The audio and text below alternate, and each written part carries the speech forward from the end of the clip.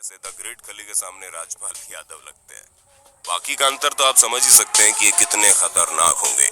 ऐसे में दोस्तों सवाल उठता है कि अगर इस तरह के विशालकाय क्रिएचर्स अभी भी जिंदा होते तो क्या हम सभी का अंत हो जाता या फिर कहानी कुछ और होती।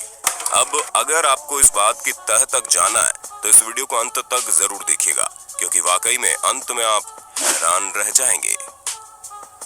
दोस्तों हम समय में पीछे जाएं उससे पहले हमें अपने कैरेक्टर्स के बारे में कुछ जान लेना चाहिए।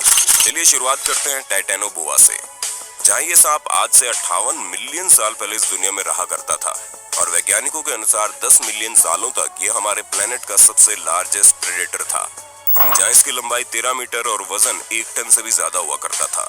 ऐसे में आप समझ सकते हैं कि ये सांप कितना ज्यादा विशालकाय होगा।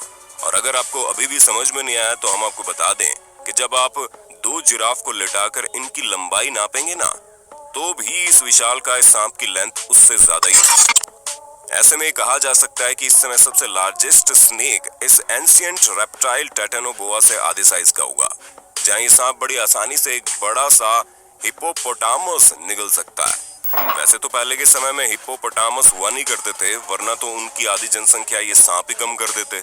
जहाँ ये मॉन्स्टर अधिकतर जंगलों और पानी में रहा करते थे, जिसकी वजह से ये अकेले मछलियों को ही नहीं बल्कि विशालकाय मगरमच्छ तक को खाने में बिल्कुल भी नहीं शर्माते थे।